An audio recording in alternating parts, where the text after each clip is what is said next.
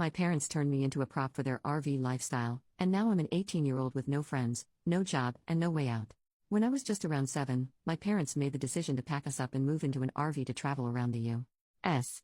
I was far too young to have any say in it. My dad works online, and my mom creates content. She's not a massive star, but she's well known enough that we sometimes get recognized in public. It also means I've had a camera in my face for as long as I can remember. For my own privacy, I won't go into more details about that. I sleep in a tiny bunk bed that I outgrew years ago, and the other bunk is the only space I have to store anything I own. I don't even have a room, just a curtain, and thank God I'm an only child, or else I would have to share the small space I have already. I was homeschooled for most of my education and then switched to online school at my own insistence for high school.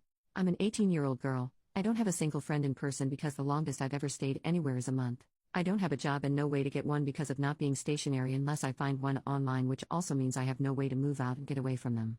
I've had conversations with them about all of this countless times, and they are so delusional and genuinely believe that a nomadic existence is the best way to live, so why would I never need anything else? I hate them for treating me like some pet they can just drag along in their plans rather than their child. I hate traveling, I don't like heat, I hate dealing with bugs, and I'm so sick of hiking. I can't wait for the day that I finally figure out a way to get away from them with their morning hikes and cameras in my face. I've traveled around the US, yeah, but God forbid I want to have a normal life, go to college, or maybe even make some friends? That's asking too much. Relevant comments. Commenter number 1, I can't even imagine how lonely that must be. Do you have any other family you could go stay with? OP, not that I know of, unfortunately. Currently my plan is to try to figure out some making sort of income online and save up so I can get an apartment, and I'm talking with someone I've known online for a long time about maybe being roommates to help with costs for both of us. Commenter number 2, going to college is perhaps the easiest way out, but maybe not the cheapest. However, certainly a good step forward, for multiple reasons. OP, I'm definitely looking into it, but I'm worried about it because with the way I was homeschooled, I was very behind academically and struggled a lot in high school. I was just happy I was able to do an actual online high school program rather than homeschooling. Commenter number 3, ironically, if you were to start creating content about getting away from your hipster parents, you'd probably gain a lot of attention. OP, honestly, I've considered it just for the purpose of spreading awareness, but it didn't seem smart to me for a few reasons. Firstly, it didn't seem like a long-term solution. I don't think the content would be all that interesting once my story is told. There isn't any other real content there. There is only so many times you can talk about the same thing without it getting repetitive and boring people. Plus, I would have to be in a stable position enough to feel comfortable talking about it and have an out just in case things went sideways. But more importantly, I've already had my life plastered onto the internet from such a young age. I don't think it's worth giving up the one aspect of my life that hasn't been published publicly. Update 9 days later. Hello, barely over a week ago I made a post talking about my very negative experience living in an RV with my parents for around 10 years now. Despite it being such a short time since I posted it, a lot has changed for me since then. I don't know how many people here would be interested in an update on my situation, but I know quite a few people were very concerned and would probably appreciate an update, so here it is. I have a tendency to ramble, so I apologize in advance. I had a lot of people give me really helpful advice, resources, as well as even offers to try to help personally, some being questionable admittedly, but a majority being genuinely concerned, wanting to try to help, and I very much appreciate that. It was slightly overwhelming, to be honest, and I ended up not responding to a lot of people, so you'll all have to forgive me for that. But even if I didn't respond much, I had been doing research on a lot of the information people gave me. Something that stood out to me was people asking if I had any family I could stay with, to which I had to respond, not that I know of, because I don't have anyone on my dad's side of the family, and my mom strictly no contact with her family. I did not know if they were alive, if they cut her off, if she cut them off, or even any details about them, and my mom had never wanted to talk about it.